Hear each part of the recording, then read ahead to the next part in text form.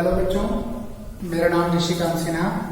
आज मैं आप लोगों को 11th क्लास इकोनॉमिक्स के फर्स्ट बुक का फर्स्ट लेसन हम लोग पढ़ेंगे, जिसका नाम है स्वतंत्रता की पूर्व संध्या पर भारतीय अर्थव्यवस्था। 11th क्लास में दो इकोनॉमिक्स की बुक है, एक अर्थशास्त्र में सांख्यिकी का परिचय, दूसरा है भारतीय अर्थव्यवस्था के बारे में जानने।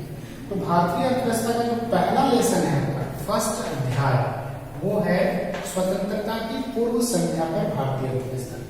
इस पर मुख्य चीज जो हम पढ़ेंगे कि भारत की जो वर्तमान अर्थव्यवस्था है, जब हम वर्तमान को जानना चाहते हैं तो हर एक मन में ये सवाल आएगा कि पहले हमारी अर्थव्यवस्था कैसी थी।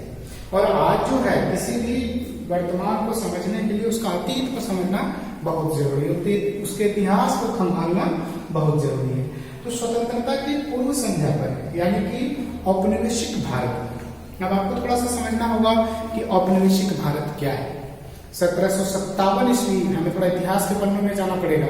1757 ईस्वी में जब पलासी का युद्ध हुआ और फिर 1764 में जब बक्सर का युद्ध हुआ, उसके बाद से माना जाता है कि भारत पूर्ण रूप से अंग्रेजों के अधीन आ गया था, यानी कि भारत पर अंग्रेजी सत्ता का हुकूमत स्थापित हो गया था 1764 ईस्वी। लगभग 200 साल तक, 15 अगस्त 1947 को हमें आजादी मिली, 1757 से 1947 तक लगभग 200 साल तक भारतीय अर्थव्यवस्था जो है औपनिवेशिक राष्ट्र के रूप में रहा। तो औपनिवेशिक राष्ट्र के रूप में भारत में क्या जीविकोपार्जन के साधन थे, कैसी औपनिवेशिक शासन के अंतर्गत हमारे देश का जो विकास हुआ वो एकदम निम्न स्तर का विकास हुआ। हमारे देश का जीडीपी उस समय क्या था, किस तरह से उसका अनुमान किया जाता था, या फिर हमारे उस आज का जैसे हम पढ़ते हैं कि भारतीय अर्थव्यवस्था की रीढ़ का हड्डी है कृषि क्षेत्र, एक रीढ़ है, उसी तरह औद्योगिक क्षेत्र में आज भी हम बहुत ज्यादा डेवलप नहीं है। तो इसके पीछे क्या क्या कारण है, इसके अतीत में हमें जानना पड़ेगा। तो इसमें मुख्य टॉपिक्स ये हैं, ये पूरा का पूरा थ्योरी का लेसन है। और आपको जैसे पता है कि झारखंड एकेडमिक काउंसिल जो है 11th क्लास के लिए जो एग्जाम का पैटर्न है वो मल्टीपल चॉइस क्वेश्चन पैटर्न है, यानी कि एमसीक्यू टाइप क्वेश्चन। तो एमसीक्यू टाइप क्वेश्चन पे आपको गहराई से पढ़ना पड़ेगा, तभी आप वस्तुनिष्ठ सवालों का जवाब दे सकते हैं। सबसे पहले हम पढ़ते हैं इसके जो मुख्य मेन पॉइंट है। आप पढ़ेंगे आजादी के समय कृषि क्षेत्र हमारी कैसी थी, औद्योगिक क्षेत्र कैसा था, विदेशी व्यापार हमारा कैसा था, जनगणकीय परिस्थिति कैसा था, और व्यावसायिक संरचना हमारी कैसी थी। सबसे पहले आते हैं औपनिवेशिक शासन के अंतर्गत निम्न विकास। क्या कारण था हमारे देश का ये जो निम्न विकास हुआ, इसके पीछे कारण क्या था? तो औपनिवेशिक शासन के अंतर्गत सबसे पहले हम पढ़ेंगे कि भारत को औपनिवेश बनाने का उद्देश्य क्या था अंग्रेजों का। तो ब्रिटिश हुकूमत या अंग्रेजी सरकार जिसको कहते हैं, वो भारत को औपनिवेश बनाने का मुख्य कारण एक ही था कि यहाँ के कच्चे माल को ब्रिटेन के उद्योगों के लिए पहुंचाया जाए, और ब्रिटेन में जो औद्योगिक क्रांति उस समय आई थी, जो ब्रिटेन के उद्योग धंधे फल फूल रहे थे, उसको मजबूती प्रदान किया जाए। यहाँ से कच्चा माल ब्रिटेन गया, ब्रिटेन के उद्योग धंधे मजबूत हुए और उसको एक बहुत बड़ा बाजार मिला, उसको भारत में सप्लाई करने का। ठीक है बच्चों, तो औपनिवेशिक शासन का अंतर्गत निम्न विकास का जो सबसे बड़ा उत्तरदायी कारण था, तो वो कारण था कि भारत को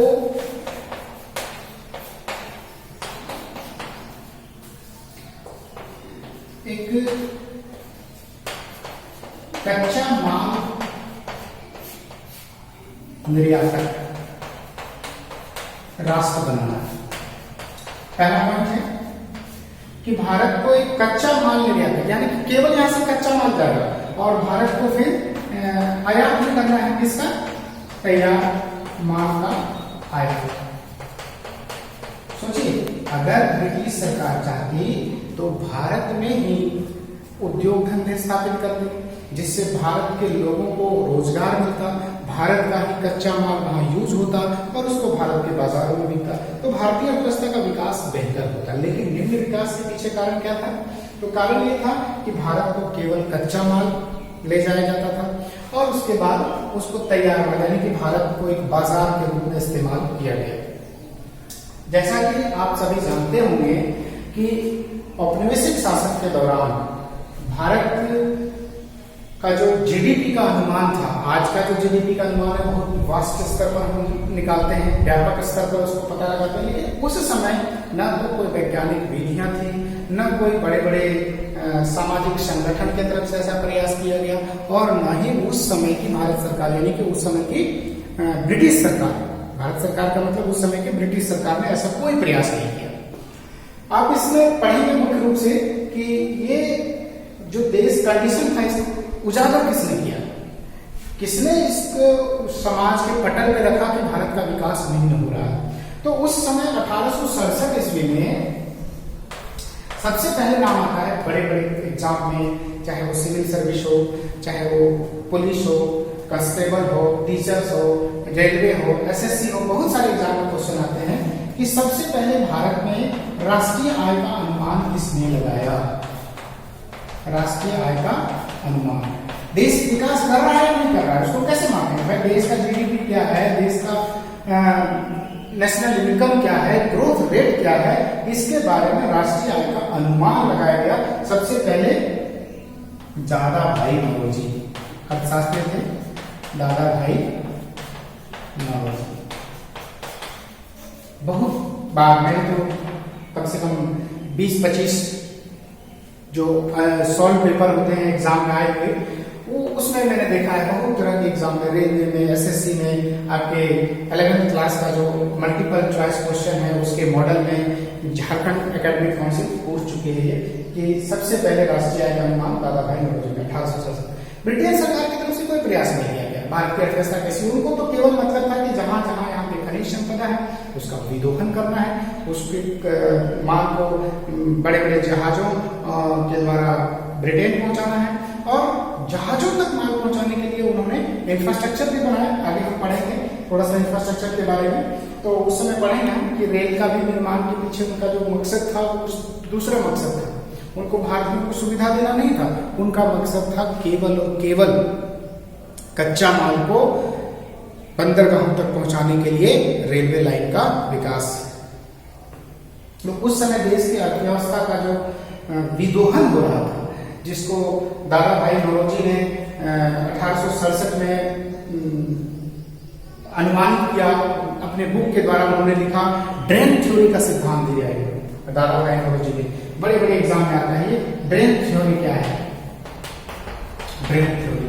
तो ड्रेन थ्योरी यही है कि इसमें इन्होंने बताया, दादा भाई नौरोजी ने क्या बताया कि किस तरह भारत का जो परिसंपत्ति है, किस तरह भारत की जो खनिज संपदा है उसको बाहर भेजा जा रहा है, देश से बाहर सप्लाई किया जा रहा है, यानी कि ब्रिटेन को।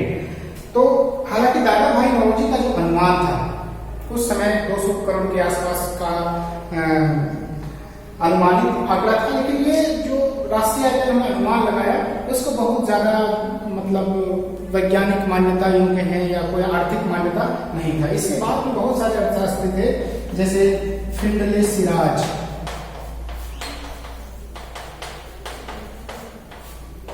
विलियम डिग्बी,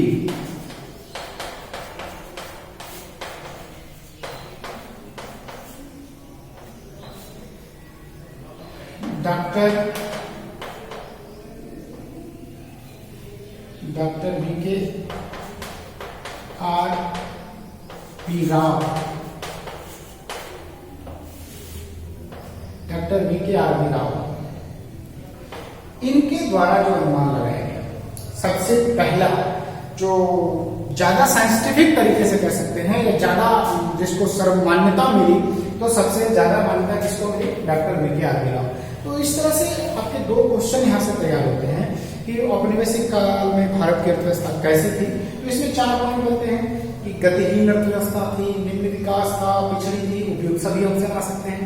या फिर क्वेश्चन आ सकता है कि भारत की अर्थव्यवस्था कैसी थी, विकासशील, विकसित, गतिहीन, इनमें से कोई नहीं, तो गतिहीन कह सकते हैं आप, निम्न विकास कह सकते हैं, पिछड़ी कह सकते हैं। एक क्वेश्चन आपका ये तैयार होगा ऑब्जेक्टिव टाइप कि भारत में सबसे पहले राष्ट्रीय आय का अनुमान किसने लगाया। राष्ट्रीय आय का अनुमान सबसे पहले इनकी जो ड्रेन थ्योरी थी उनकी पुस्तक में प्रकाशित हुई थी। 20 करोड़ उस समय की देश की आय थी, और देश का जो जीडीपी का ग्रोथ रेट था वो 0.5% था, 1/2 0.5%, है ना, यानी कि 0.5% ग्रोथ रेट है।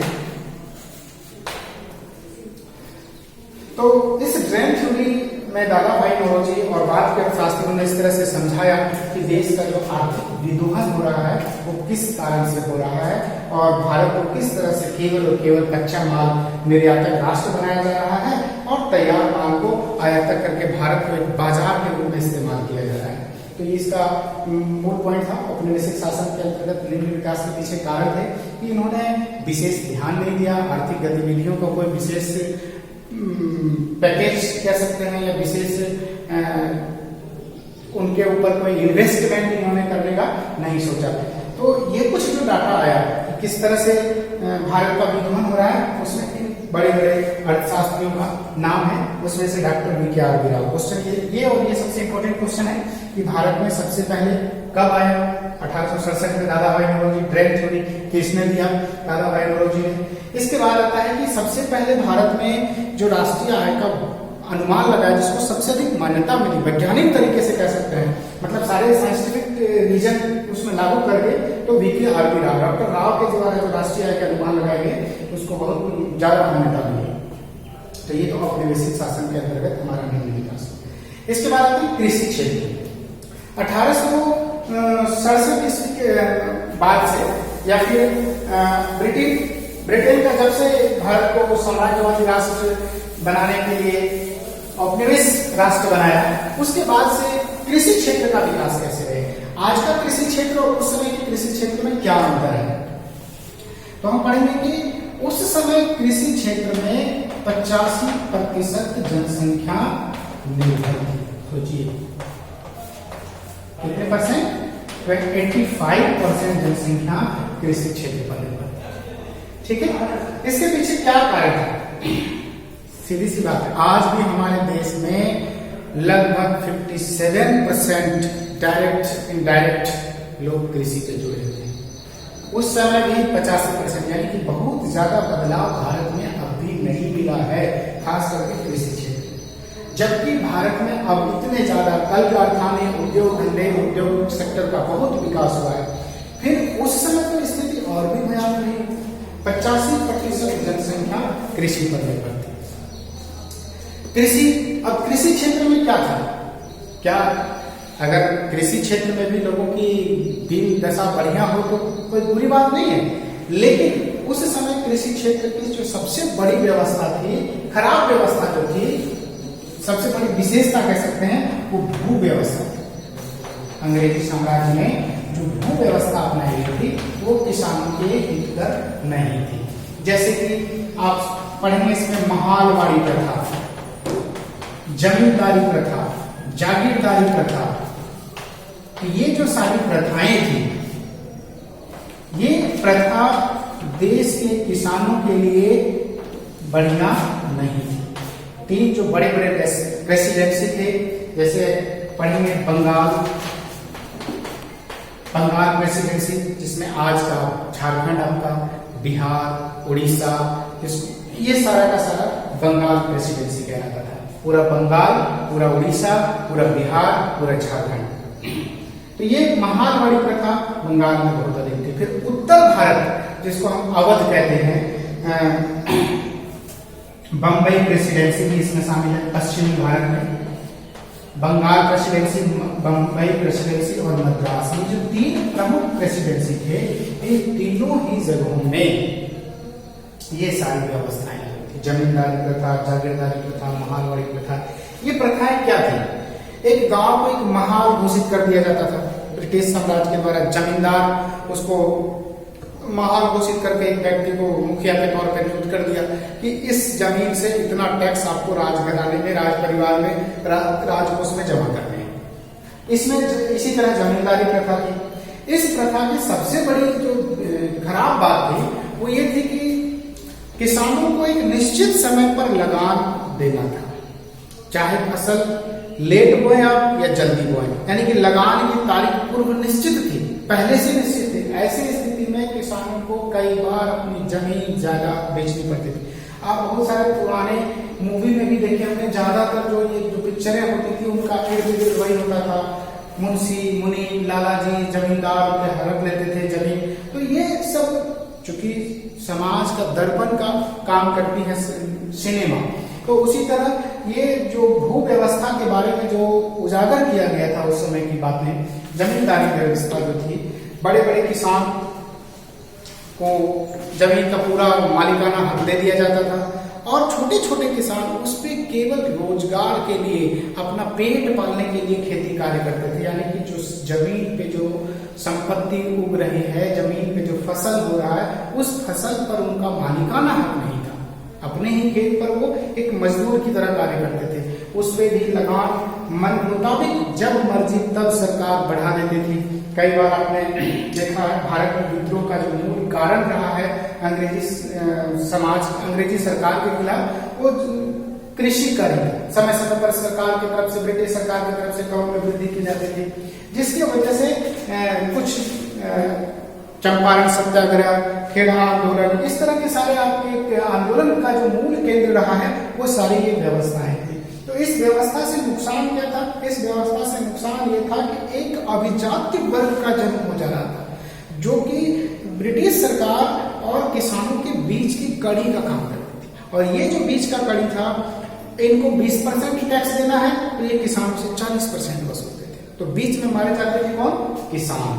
तो ये सारी जो व्यवस्थाएं थी, ये सारी व्यवस्थाएं बंगाल प्रेसिडेंसी, मद्रास प्रेसिडेंसी और बम्बई प्रेसिडेंसी तीनों ही जगह लागू थी, जिसके वजह से दोषपूर्ण भू प्रणाली की वजह से कृषि उत्पादन घट गया।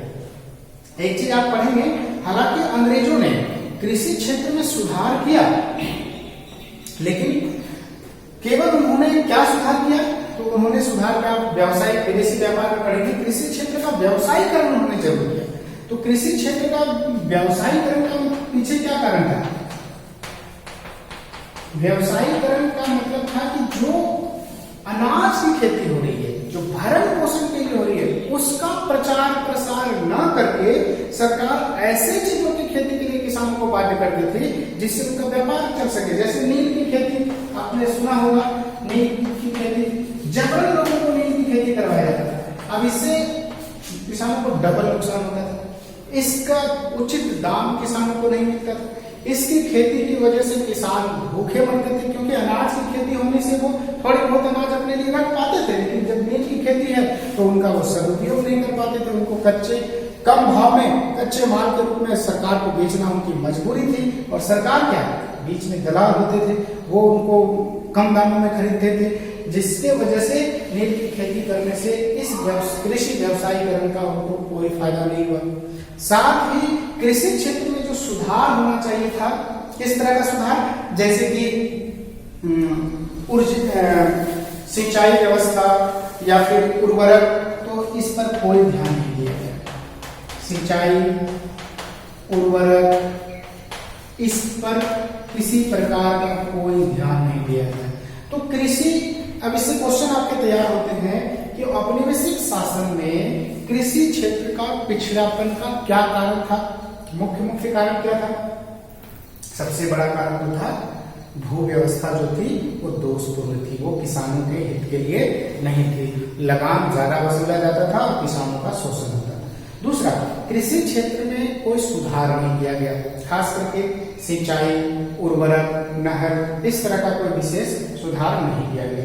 कृषि का जो व्यवसायीकरण किया उसका भी उचित दाम किसानों को नहीं मिला। इस वजह से कृषि क्षेत्र जो है वो पिछड़ गया। लेकिन इसमें एक बड़ा इंपॉर्टेंट चीज आपको समझना चाहिए कि कृषि क्षेत्र फल में वृद्धि हुई। बड़े बड़े कॉम्पिटिशन एग्जाम में आते हैं इस तरह के क्वेश्चन कि औपनिवेशिक शासन काल में क्या कृषि क्षेत्र में इनमें से कौन सी विशेषता नहीं है? तो कृषि क्षेत्रफल बढ़ा, शॉर्ट में क्षेत्र लिख देते हैं क्वेश्चन को घुमाने के लिए। कृषि क्षेत्र बढ़ा, जैसे मान लीजिए क्वेश्चन आएगा कृषि क्षेत्र में क्या हुआ? ऑप्शन ए कृषि क्षेत्र बढ़ा, नंबर 2 कृषि क्षेत्र घटा, नंबर सी कृषि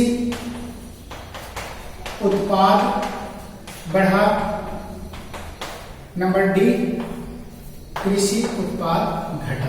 अब इस तरह के क्वेश्चन बड़े बड़े सिविल सर्विसेज के एग्जाम में और भी नेट जेआरएफ तक के एग्जाम में आते हैं और बहुत लोग इसमें से गलती करते हैं। अब इस क्वेश्चन को इस तरह से मैंने घुमा दिया कि इनमें से कौन सा सही ऑप्शन, ए व बी दोनों सही है, ऐसा कह सकते हैं, या फिर बी व डी दोनों सही है, या ए व सी सही है, या सी व डी सही है। तो इसको आप रट के तो सॉल्व कर नहीं सकते हैं, आपको इसको बेसिक कंसेप्ट को समझना होगा। तो कृषि क्षेत्र में, क्षेत्र का मतलब क्षेत्रफल, बोए जाने की जो संख्या थी, मान लीजिए इतने देर दूर में कृषि हो रही थी, तो औपनिवेशिक शासनकाल में क्या हुआ, किसानों के ऊपर ज्यादा जुर्म ढाया गया, एक तरह से लगान बढ़ा दिया गया, उनका शोषण हुआ, मजबूरी में वो अपना भरण पोषण करने के लिए ज्यादा से ज्यादा जंगलों को काट करके कृषि क्षेत्रफल को बढ़ा दिया, यानी कि बीज जो बोने की जो क्षेत्र था वो बढ़ गया, तो ये कृषि क्षेत्रफल बढ़ा। लेकिन आप सोचने वाली बात है, कृषि क्षेत्रफल बढ़ने से उत्पादन भी बढ़ना चाहिए, लेकिन कृषि उत्पाद नहीं बढ़ा। तो हम इस डी वाले ऑप्शन को, कृषि उत्पाद जो वो घटा है। क्यों? अब देखिए क्षेत्रफल बढ़ गया, लेकिन क्षेत्रफल बढ़ने से क्या होगा, अगर हमारा खेत बड़ा है लेकिन वो उपजाऊ नहीं है, वो सिंचाई का साधन उसमें नहीं है, उर्वरक नहीं है, तो ऐसे कंडीशन में कृषि क्षेत्र बढ़ने से उस पर उत्पादन नहीं बढ़ सकता है। तो औपनिवेशिक शासन काल में कृषि क्षेत्र के अंतर्गत सबसे बड़ी जो विशेषता थी वो ये थी कि कृषि क्षेत्रफल बढ़ा लेकिन कृषि उत्पाद घट गया, बढ़ने के बाद भी कृषि उत्पाद घट गया। तो इस तरह से देखा जाए तो कृषि क्षेत्र बढ़ा, ऑप्शन ए हमारा सही है, और कृषि उत्पाद घटा हमारा डी सही है। तो इस तरह से यहाँ पे कोई ऑप्शन ए और डी मेरा है नहीं, तो हम इस तरह से नया ऑप्शन बना सकते हैं, ए व डी हमारा सही ऑप्शन है, इस तरह से बना सकते हैं। ये कृषि क्षेत्र हो गया। हालांकि इससे और क्वेश्चन कैसे तैयार होगा कि भारत में औपनिवेशिक शासन के अंतर्गत कितने प्रतिशत जनसंख्या कृषि पर निर्भर थी, तो मोर देन 85% जनसंख्या जो थी, 85% या उससे अधिक जनसंख्या कृषि क्षेत्र पर निर्भर थी।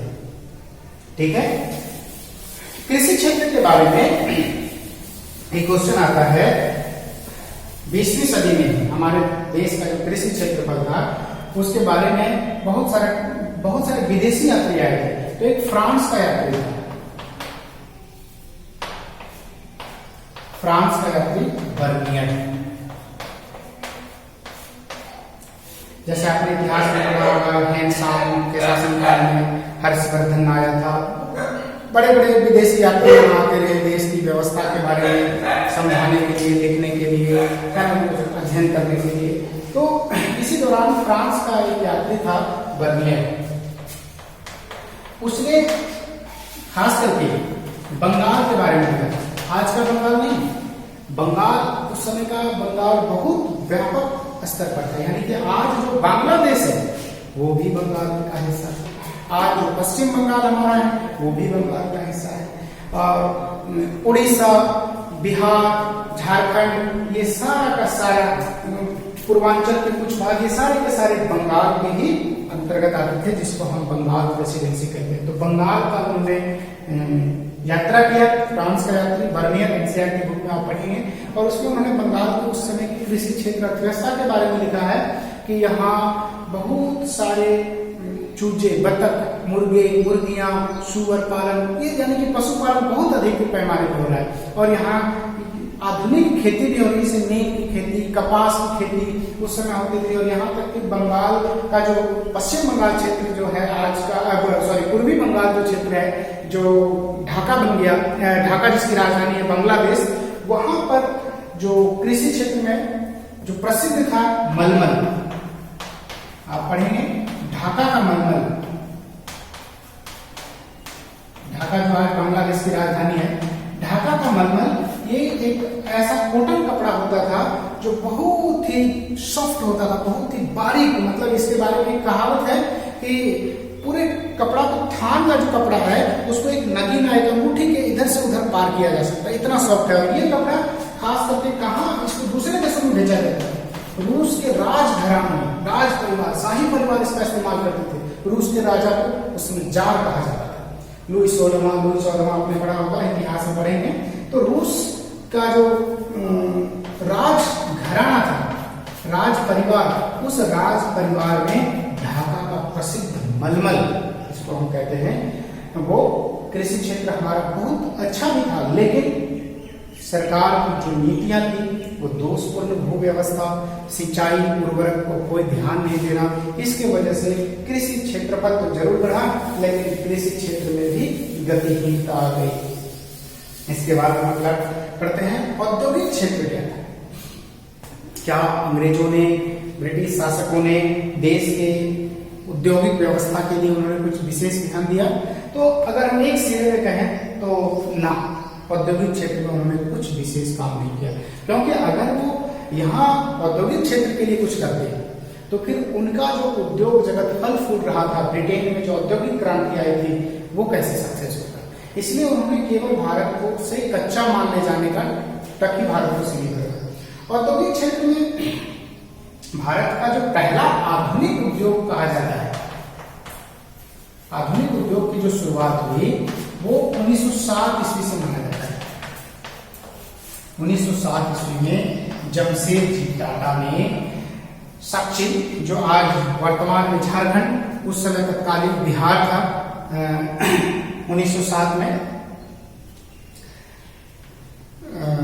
सचिन नामक जो स्वर्ण रेखा नदी के किनारे है, जमशेदपुर, टाटा के नाम से ही है ये जमशेदपुर। इसमें भारत का फर्स्ट, पहला आधुनिक उद्योग माना जाता है लोहा एवं इस्पात कारखाना, और ये हमारे देश के लोगों ने, देश के उद्योगपतियों के द्वारा ये चलाया गया 1907 में। टाटा का नाम सुना होगा, टाटा स्टील बहुत प्रसिद्ध है टाटा। तो ये 1907 ईस्वी में, यानी कि औपनिवेशिक शासन कब, 1907 यानी कि आपका 20वीं शताब्दी में आने के बाद।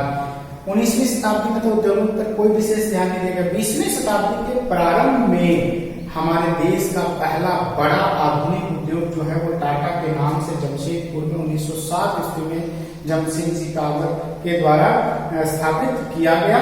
और ये हमारा देश में यहाँ से औद्योगिक क्षेत्र का कुछ जो सरकारी कारखाने थे, सूती वस्त्र,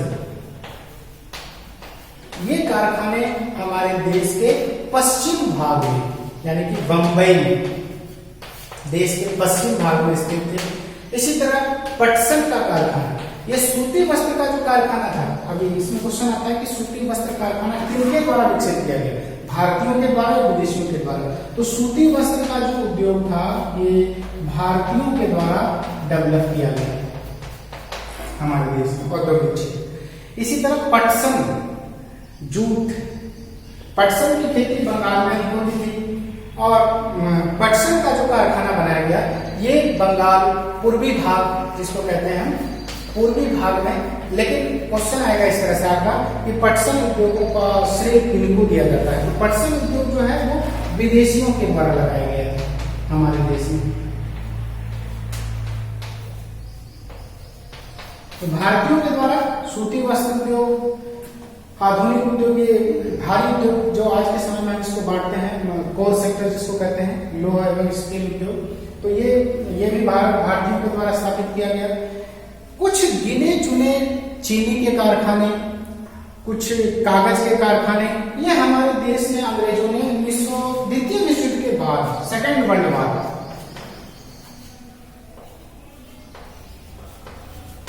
सेकेंड वर्ल्ड वॉर के बाद, आफ्टर सेकेंड वर्ल्ड वॉर, यानी कि 1944-45 में आप देखेंगे कि अंग्रेजों ने कुछ कारखाने, यानी कि 50-40 के दशक में खास करके कागज और सीमेंट का पहले से शुरुआत हो गया था, लेकिन मुख्य रूप से इसी समय द्वितीय विश्व युद्ध के बाद से ही कागज के कारखाने, सीमेंट के कारखाने, चीनी के कारखाने, कागज और चीनी, खास करके दो उद्योग जो है ये सेकेंड वर्ल्ड वॉर के बाद हमारे देश में स्थापित किया गया। इस तरह से औद्योगिक क्षेत्र पे अगर हम गौर करें तो बहुत ज्यादा ध्यान अंग्रेजी सरकार की तरफ से नहीं दिया गया। जो कुछ गिने चुने बड़े उद्योगों का जो शुरुआत हुआ वो भारतीयों के प्रयास के से ही शुरू हुआ। ब्रिटेन सरकार की तरफ से कोई विशेष प्रयास नहीं किया गया। इसके बाद आते हैं विदेशी व्यापार। औपनिवेशिक काल में व्यापार हमारा कैसा है? जैसे आज हमारा व्यापार का जो सबसे बड़ा निर्यातक है और सबसे बड़ा आयातक है, तो भारत सबसे ज्यादा निर्यात किसको करता है? तो भारत का आज सबसे बड़ा निर्यातक राष्ट्र है अमेरिका। भारत सबसे ज्यादा, भारत का और अमेरिका का व्यापार होता है भारत के पक्ष में होता है। यानी हम अमेरिका को आयात निर्यात ज्यादा करते हैं, आयात कम करते हैं। लेकिन उसी तरह भारत सबसे बड़ा किससे आयात करता है सबसे अधिक? तो चाइना से। आप देखिए हर चीज मेड इन चाइना। अभी इसका काफी विरोध भी हो रहा है, भारत में आत्मनिर्भरता की बात हो रही है कि स्वदेशी अपनाना चाहिए। लेकिन उस समय क्या था? औद्योगिक क्षेत्र, भारत चूंकि ब्रिटेन का औपनिवेशिक राज्य था, तो व्यापार का एकाधिकार। क्वेश्चन आएगा कि स्वतंत्रता से पूर्व भारत का व्यापार पर एकाधिकार था। अमेरिका का, जापान का, चाइना का, ब्रिटेन का। तो आंसर क्या होगा? ब्रिटेन का। व्यापार पर एकाधिकार। अब यहां से देखिए व्यापार जो था हमारा वो भारत के पक्ष में था। यानी कि आज तो हमारा भारत का व्यापार घाटा बहुत ज्यादा है। यानी कि टोटल हम जो आयात करते हैं और टोटल जो निर्यात करते हैं उसमें आयात का बहुत बड़ा वैल्यू है और निर्यात का वैल्यू बहुत छोटा है, जिसकी वजह से भारत का व्यापार घाटा दिनों दिन बढ़ता जा रहा है। लेकिन उस समय यानी कि आजादी से पहले की अगर हम बात करें तो औद्योगिक क्षेत्र में विदेशी व्यापार क्षेत्र में हम पढ़ रहे हैं, तो विदेशी व्यापार पर एकाधिकार था किसका? इंग्लैंड का। सबसे ज्यादा भारत का व्यापार किसके साथ होता था? इंग्लैंड के साथ। कुछ मात्रा में और देशों के साथ व्यापार होता था, जिसमें आपका चीन भी था, अफगानिस्तान था, लेकिन सबसे ज्यादा व्यापार जो था वो व्यापार का एकाधिकार इंग्लैंड के पास था। तो कुछ अरब कंट्री से भी व्यापार होते थे, लेकिन व्यापार का जो एकाधिकार इंग्लैंड पर था, फिर भी भारत, क्वेश्चन आता है कि भारत और अमेरिका का, ब्रिटेन का जो व्यापार था तो भारत के पक्ष में था। इसका मतलब व्यापार से भारत को फायदा था, भारत को लाभ हो रहा था, भारत का व्यापार घाटा में नहीं था। इंग्लैंड के साथ व्यापार करने के बाद भारत को बहुत अधिक लाभ हो रहा था। लेकिन इस लाभ का उन्होंने किस पर खर्च किया? ये क्वेश्चन आता है। भारत इसी दौरान ब्रिटेन में जो भारत का देखिएगा, ये जो दक्षिण का पोर्शन महासागर हो गया या इधर से पहले व्यापार का रास्ता था। ये पूरा हिंद महासागर अफ्रीका को काटते हुए हम यूनाइटेड किंगडम में यहाँ पहुंचते थे, यूके में। 1869 ईस्वी में क्या हुआ? ये यहां से स्वेज नहर का जो मार्ग निकला गया है, ये जो स्वेज नहर है, ये भारत विश्व का सबसे व्यस्तम नहरों में से है, व्यापारिक नहर। 1869 ईस्वी के आसपास इसकी शुरुआत हो गई थी। इसके खुल जाने से भारत और इंग्लैंड का ये भारत और इंग्लैंड का जो समुद्री दूरी था वो बहुत कम हो गया। पहले तो समुद्री दूरी बहुत ज्यादा था, पूरा जहाज इधर से घूम के जाता था, इधर श्रीलंका का चक्कर काट लिया, इधर दक्षिण अफ्रीका है ना, दक्षिण अफ्रीका को पूरा क्रॉस करते हुए जहाज इधर से जाता था, फिर यूनाइटेड किंगडम पहुंचता था। बहुत लंबा समय लगता था। लेकिन अंग्रेजों, ब्रिटिश सरकार की तरफ से जो स्वेज नहर का निर्माण किया गया, अरब सागर से होते हुए जो स्वेज नहर निकला है, भारत का ये पश्चिमी क्षेत्र है, बंदरगाह महाराष्ट्र, यहाँ से इसके माध्यम से हम स्वेज नहर का जो व्यापार मार्ग खुल गया, तो स्वेज नहर के व्यापार मार्ग खुल जाने से भारत और ब्रिटेन के मध्य जो दूरी थी वो बहुत कम हो गई। इसका सबसे ज्यादा फायदा किस पर हुआ? तो भारत और ब्रिटेन के व्यापार बहुत ज्यादा होने लगा, सुगमता से होने लगा।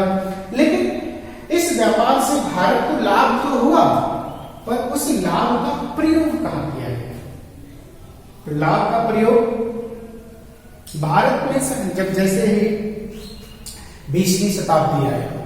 20वीं शताब्दी के बाद ब्रिटेन सरकार के खिलाफ समय समय पर देश में विद्रोह शुरू हो गया था। कहीं कृषि आंदोलन, कहीं आम जनता का विद्रोह। तो अंग्रेजी सरकार को समय समय पर जगह जगह पर विद्रोह का सामना करना पड़ता था।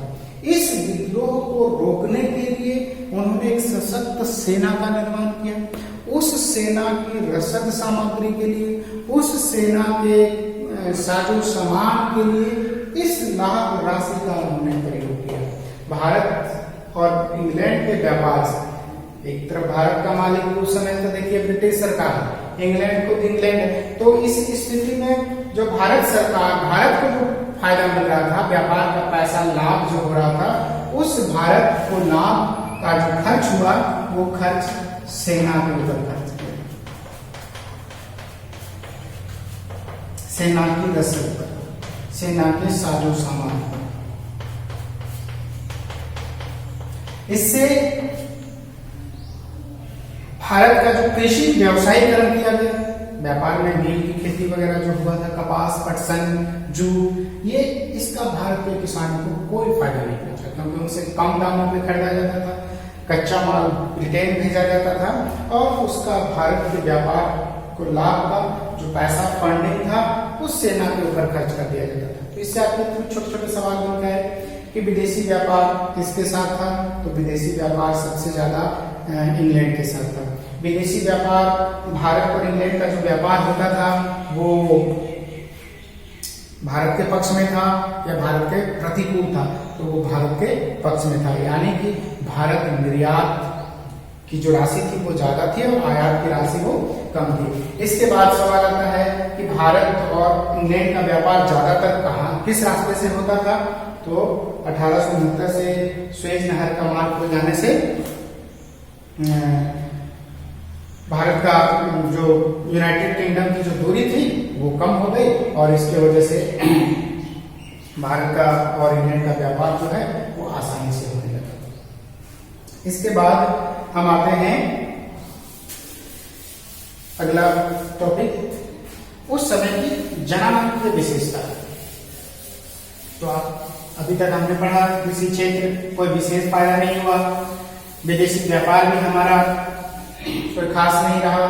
इसके बाद हम लोग पढ़ते हैं कि जनांगीय परिस्थिति कैसे थी। जनांगीय परिस्थिति उस समय की जनसंख्या के बारे में। तो जनसंख्या का जो प्रारंभ हुआ जनगणना, तो जनगणना हमारे देश में सबसे पहली जो जनगणना हुई वो 1872 ईस्वी में।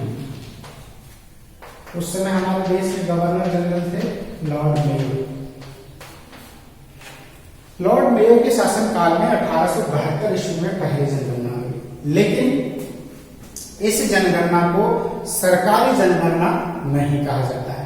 1881 ईस्वी में फिर जनगणना हुई, जिसको हम सरकारी जनगणना कहते हैं। और ये बड़े बड़े कंपटीशन एग्जाम में भी ये सवाल बार बार आ चुका है कि भारत में सबसे पहले सरकारी जनगणना कब हुई, 1881। और ये जनगणना 1881 क्यों इंपॉर्टेंट है, इसलिए कि इसके बाद से सरकारी जनगणना 1881 में जो हुई, इसके बाद प्रत्येक 10 वर्ष के अंदर, प्रत्येक 10 वर्ष, यानी कि 1891, 1901, और ये सिलसिला अब तक बरकरार है। इसीलिए नियमित जनगणना का प्रारंभ 1881, पहली सरकारी जनगणना 1881, पहली वैज्ञानिक जनगणना मतलब जिसको सर्वमान्यता मिली 1881। कई बार बड़े बड़े कंपटीशन एग्जाम में क्वेश्चन आता है कि भारत में पहली जनगणना कब हुई, और उसमें दोनों ऑप्शन रहते हैं, 1872, 1881।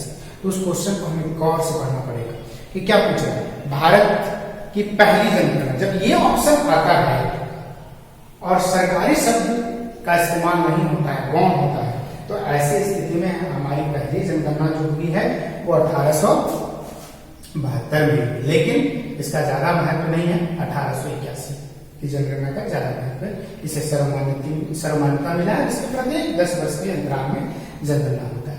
अब इसके बाद चाणक्य परिस्थिति में हम पढ़ेंगे कि पूर्व संध्या किस पर, स्वतंत्रता से पहले, यानी कि 1951 की जनगणना हम देखेंगे तो 1941-1951 की जनगणना तो हमें पता चल जाएगा कि उस समय की स्थिति और इस समय की स्थिति में क्या अंतर है। तो एनसीईआरटी बुक के अकॉर्डिंग हम 1951 की जनगणना में थोड़ा सा फोकस डालते हैं। मुख्य बातें 1951 की जनगणना के आधार पर हमारे देश की जनसंख्या मात्र लगभग कितनी करोड़ थी? 36 करोड़, लगभग 36 करोड़। आज देखिए 130 करोड़ के आसपास है। भारत उतना ही बड़ा। अब समझ जाइए पॉपुलेशन का कितना दबाव है। 1951 में हमारे देश की जनगणना के अनुसार जनसंख्या जो थी वो कितनी थी? 36 करोड़। अब और तब कितना डिफरेंस? 36 करोड़। और अब देखा जाए तो सही में हम लोग 136 करोड़ तक पहुंचने वाले हैं। 2021 की जो जनगणना होगी उसके अनुसार मुझे लग रहा है कि 130 से 136 के बीच में तो श्योर आंकड़ा है ना। 127 करोड़ राष्ट्रीय आय का जो अनुमान निकाला जाता है उसके अनुसार पिछले वर्ष 127-28 करोड़ तक तो हम पहुंच गए, एक अनुमानित आंकड़ा है।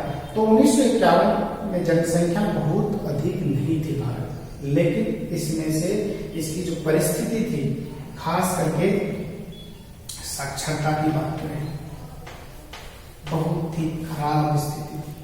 पूरे भारत में साक्षरता दर 16% मात्र।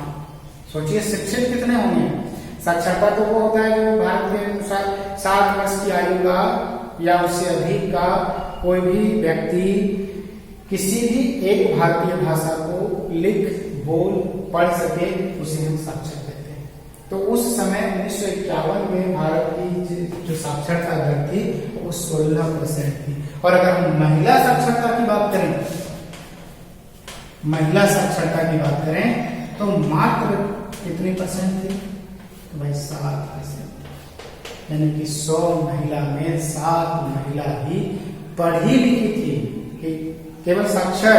इसमें से जिस शिक्षित का डाटा आप देखेंगे, आप आगे चल करके इस बुक में आप पढ़ेंगे कि भारत का जो उच्च शिक्षा का जो पिरामिड है वो बहुत ही नुकीला है।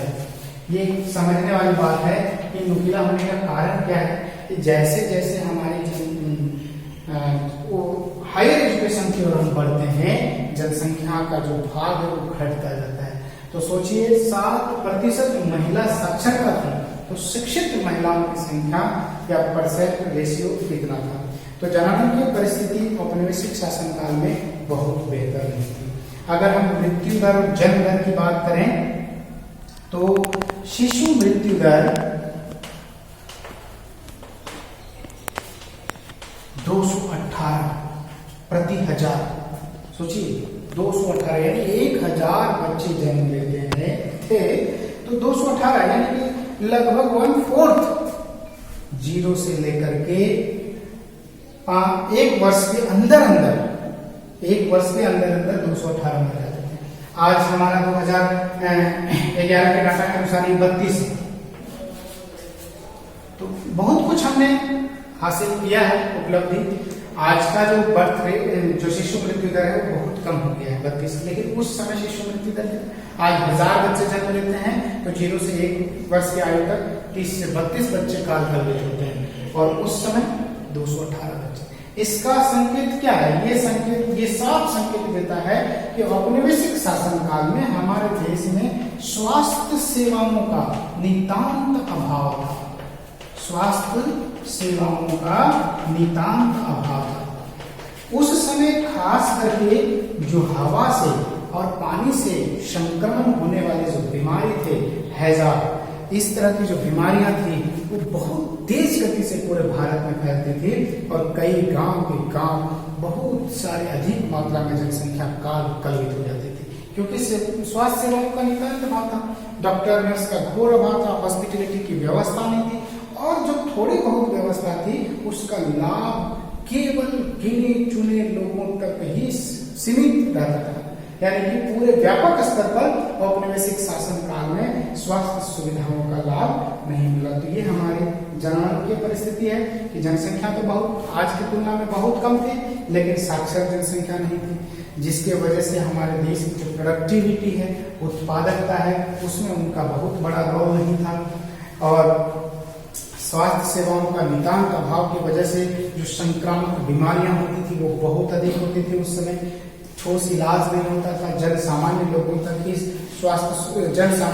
तक स्वास्थ्य सुविधाओं का पहुंचना बहुत मुश्किल था। और इस तरह से देखा जाए तो हमारे जनगणना की परिस्थिति जो थी बहुत बेहतरीन थी। 1921 ईस्वी में, अब जैसे 1883 से जनगणना शुरू हुई, तो 1921 का जो जनगणना काल था, 1921 की जो जनगणना हुई उसको जनगणकीय संक्रमण एक टॉपिक आता है। उसमें 3 तरह का होता है, उसके प्रथम सोपान, द्वितीय सोपान और तृतीय सोपान। प्रथम सोपान का मतलब होता है उसको जनगणकीय संक्रमण सोपान कहते हैं। उसमें 3 अवस्था होती है। प्रथम, उसमें जन्म दर और मृत्यु दर दोनों अधिक होती है, दोनों अधिक, यानी कि जन्म भी बहुत होते थे, बच्चों का जन्म भी बहुत अधिक होता था और मृत्यु दर भी बहुत अधिक होता था। इसके बाद दूसरा सोपान होता है जिसमें जन्म दर तो अधिक है लेकिन मृत्यु दर थोड़ा, जन्म दर अधिक होता है लेकिन मृत्यु दर में कमी आने लगती है। तीसरा आता है स्टेज जिसमें जन्म दर पे भी हम कंट्रोल कर लेते हैं, जैसे कि भारत का जो जनसंख्या नीति था 2020 तक था कि जनसंख्या 2045 तक जनसंख्या को स्थिर करने में वृद्धि दर, तो जन्म दर भी कम हो जाता है और मृत्यु दर भी कम। 1921 में जनगणकीय संक्रमण के हम दूसरे सोपान पे थे, तो इस कंडीशन इसमें क्या हुआ, इसको जनगणना का महान विभाजन वर्ष भी कहा जाता है। बहुत वेरी इंपॉर्टेंट क्वेश्चन है। 1921 की जो जनगणना है इसको जनगणकीय संक्रमण का द्वितीय सोपान अवस्था में पहुंचने का काल होता है, और इसमें हर वर्ष जनसंख्या हर 10 साल में जो जनगणना में बढ़ रही थी, लेकिन 1921 की जनगणना जो है वो घट गई। इसके पीछे बहुत सारे कारण थे। 1914 से लेकर 18 तक जो प्रथम विश्व युद्ध हुआ, बहुत सारे लोग मारे गए। 17-18 में अकाल पड़ा जिससे बहुत अधिक भुखमरी की समस्या आ गई। इसी दौरान इसी चीज पर अमृत सेन ने बाद में आगे चल करके बंगाल और अकाल पर एक पुस्तक लिखी थी। तो ये जो जनसंख्या का महान विभाजन वर्ष कहा जाता है 1921 ईस्वी को। तो ये जनगणना की परिस्थिति होगी। व्यावसायिक संरचना पर आते हैं हम, तो व्यावसायिक संरचना का मतलब है कि हमारे देश में जो आजीविका का साधन है उस पे कितना % लोग कितना क्षेत्र में काम करते हैं। तो व्यवसाय का मुख्य स्रोत जो था उस समय 70 से 75% कृषि ही था,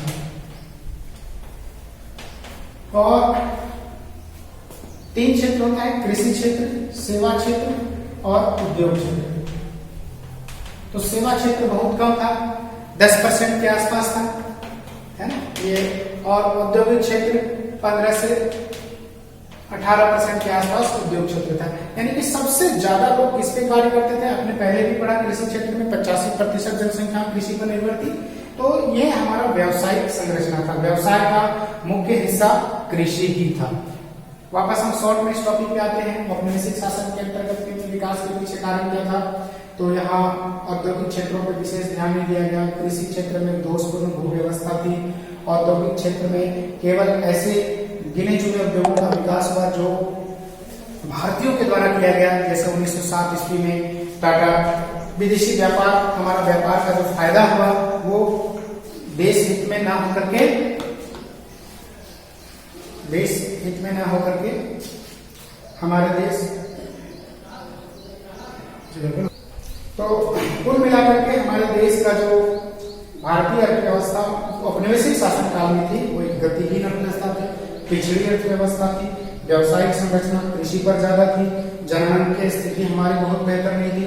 जो कुछ आधारिक संरचना हमारे देश में हुआ, जैसे रेल का विकास, डाक का विकास, तार का विकास, तो रेल, डाक, तार ये सारी जो सुविधाओं का विकास था, तार बहुत महंगी व्यवस्था थी, आम जनता तक उसकी पहुंच नहीं थी, वो केवल और केवल अंग्रेजी शासन को चलाने के लिए उसका प्रयोग किया गया। रेल का विकास भी कच्चे माल को बंदरगाह तक पहुंचाने के लिए किया गया। थोड़ी बहुत सुविधा जो भारतीयों को मिली वो डाक व्यवस्था से जरूर मिली। तो क्वेश्चन आएगा कि भारत में जो आधारिक संरचना का निर्माण हुआ उसमें सबसे ज्यादा लाभ किससे मिला, तो डाक व्यवस्था। तो ये आपका पहला लेसन कंप्लीट हो गया बच्चों। इसमें जो क्वेश्चन आते हैं वो मल्टीपल चॉइस क्वेश्चन आते हैं। इसमें जैसे भारत में सबसे पहले राष्ट्रीय आय का अनुमान किसने लगाया, तो आपको याद होगा दादा भाई नौरोजी, ठीक है। कब लगाया, 1867 ईस्वी। कृषि क्षेत्रफल बढ़ा लेकिन कृषि उत्पादन घटा। औद्योगिक क्षेत्र 1907, इससे क्वेश्चन आता है, रंगीन क्वेश्चन, टाटा द्वारा स्थापित किया गया। पटसन उद्योग विदेशियों के द्वारा, सूती वस्त्र उद्योग भारतीयों के द्वारा। सूती वस्त्र उद्योग भारत के पश्चिम केंद्र में, पटसन पूर्वी केंद्र में।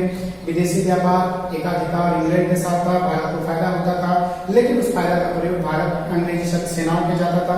जनगणना की स्थिति बेहद खराब थी, स्वास्थ्य सुविधा नहीं थी, व्यावसायिक संरचना में मूल रूप से कृषि पे था। आपको कुछ होमवर्क दिया जाना है, ये होमवर्क आपको करने हैं कि जो 1911 का जो जनगणना है,